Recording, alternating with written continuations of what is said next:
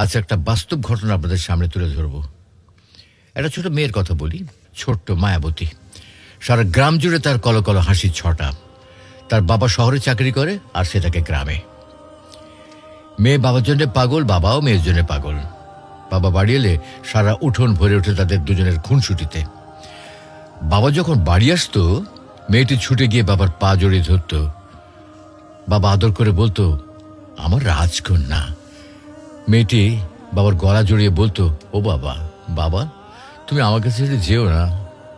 বাবা হাসতো আর বলতো, না রে পাগলি মা, আমার এই রাজকন্যাকে ছেড়ে আমি কই যাবো কও। কিন্তু আজ যেন সবকিছু থমকে গেছে। বাবা মারাত্মক রোড অ্যাক্সিডেন্টে আহত হয়ে হাসপাতালে ভর্তি। মায়ের কাছে একটা ফোন আসে।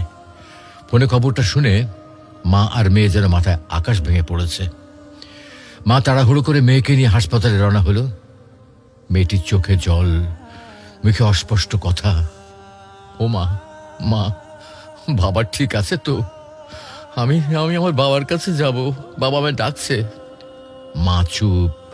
সে নিজেও জানে না সে তার মেয়েকে কি বলবে। হাসপাতালে পৌঁছানোর আগেই যেন বিধাতার নির্মম আঘাত। মেয়েটার বাবা ওই হাসপাতালে মেয়ে আর তার মা পৌঁছানোর আগেই হাসপাতালে মারা গেল। জানাজা হয়েছে।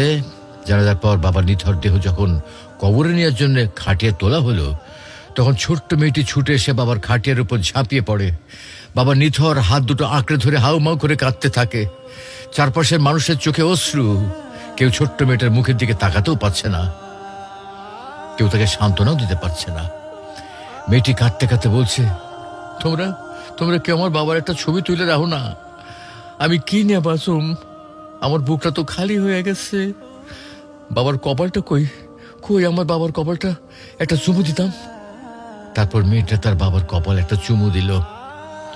এরপর মেয়েটা বলছে, আব্বা, ও আব্বা গো, আমার তোমার কপালটা চুমু দিয়ে আমার বড্ড মনটা ভুইরে গেল। মেয়েটা আরো বলল, আমার বাবার শেষ গোসলটা তো আমি দিতে পারতাম, তোমরা আমারে কইলে না কেন? কাঠের খাটিয়ার সামনে বসে ছোট্ট মেয়েটি বাবার হাত ধরে বারবার বলছে, বাবা, ও বাবা, তুমি কই যাইতেছো? আমাকে নিয়ে যাইবা না? তুমি না কইছিলে আমাকে ছেড়ে কোথাও যাইবা না?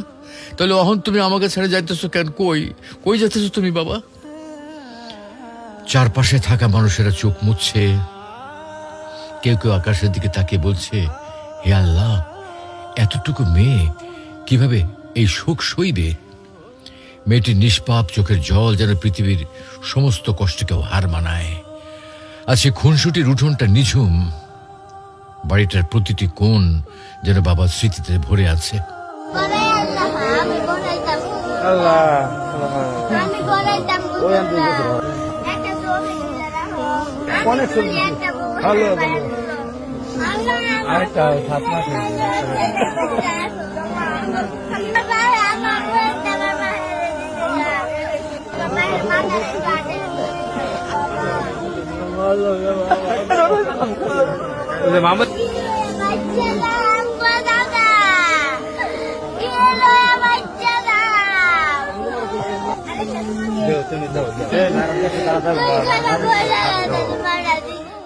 মেয়েটির ছোট্ট বুকটা যেন আজ পুরো পৃথিবীটার চেয়েও ভারী।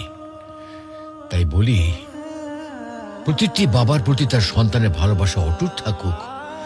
বাবা জীবিত থাকলে তার সম্মান করুন, তার খেদমত করুন, তার মনে কখনো কষ্ট দেবেন না।